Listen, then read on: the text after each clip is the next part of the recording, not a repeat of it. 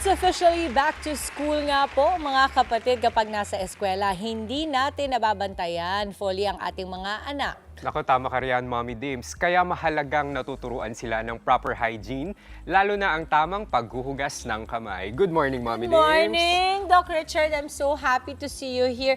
Alam mo, nakakamiss din yung wala tayong guest at Yes. ikaw ang nakakausap ko. Today, it is your expertise. Doc, pag-usapan natin ano ba yung mga benepisyo ng tamang paghuhugas ng kamay? Ayan, maraming benefits yan, Mommy Dims. Siyempre, unang-una, para maiwasan yung pagkalat ng mikrobyo.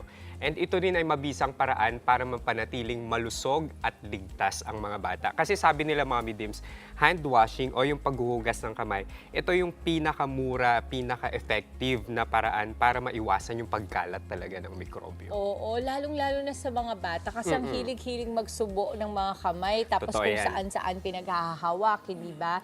Dok, ano-ano nga ba yung mga sakit na pwedeng maiwasan kapag ikaw ay naghuhugas ng kamay ng wasto? Ayan, halos lahat naman ng sakit, Mommy Dims, pwedeng maiwasan kapag naghugas ng kamay. Pero partikular na tayo dito ngayon sa sipon. Pwede rin ang trangkaso, pagtatae, sore eyes, pwede din ang HFMD or yung tinatawag nilang hand, foot, and mouth disease. Ay, uso-uso sa mga Uso-uso maliliit na yan. bata Oo. yan, ano?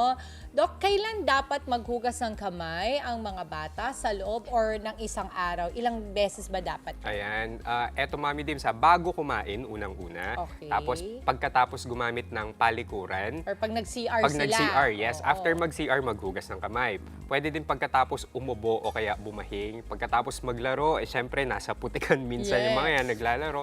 And of course, tuwing marumi ang ating mga kamay, kailangan maghugas talaga ng kamay. Oo. Di ba nung pandemya, Doc, no? Parang isa sa mga bagay na talagang ibinigay sa atin ng pandemya na yan ay yung paghuhugas ng waso ng ating mga kamay kasi nga nakakaiwas sa pag-spread ng mga Yes, virus. totoo yan, Mommy Dims. Gaano katagal at ano ba yung mga tamang paraan ng paghuhugas ng kamay, Ayan. Doc? Meron din talaga tayong technique ng paghugas ng kamay. And of course, yung tamang paghugas ng kamay, hindi siya bababa ng 20 seconds. So, dapat more. More than 20 seconds. It's usually mga 40 to 60 seconds.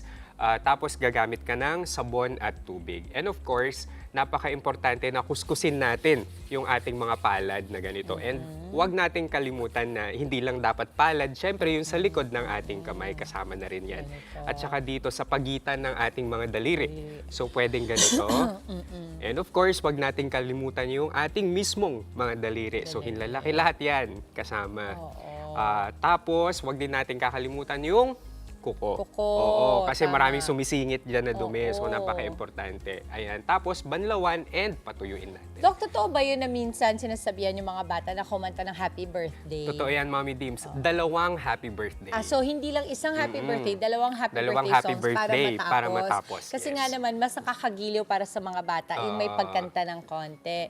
Dok, sapat na daw ba yung alcohol or hand sanitizer kung walang tubig at sabon? Ayan. Kung wala naman talagang tubig at sabon, Mommy Dims, pwede din tayong gumamit ng alcohol o kaya hand sanitizer. Napaka-importante na wag lang bababa ng 60% yung gagamitin na alcohol. And this is very effective para mamatay yung mga mikrobyo. Pero syempre, mas mainam pa rin na gumamit tayo ng sabon at tubig bago tayo gumamit ng alcohol. Lalong-lalo na kung sobrang dumi ng ating kamay. O kung sadya lang na wala talagang water Oo, at soap. pag Alam mo wala yung na. alcohol na, ako yung brand ko ng alcohol, niloloko na lang ako palagi kasi ang laki-laki ng dala-dala ko niyan. So I think very safe and effective talaga that you make it a habit, no? To also have it just in case, no? Parang handy lang siya. Doc, maraming salamat, Doc Richard. Any social media accounts in our clinics, of course. Ayan, Facebook, TikTok, and Instagram, Doc Richard Gadiaza. Ang clinic po namin ay Skin Soul Advanced Dermatology and Medical Aesthetics. Meron po kami sa Fairview, Mandaluyong, and Cubao. Ayun, maraming salamat, Doc Richard Gadiaza. Always so proud of you and congratulations on the new home. Thank you. Mga kapatid, Dimples Romana po, maging maalam at may pakialam sa mga napapanahong issue at headlines. Mag-follow na po at subscribe na sa social media pages ng News 5.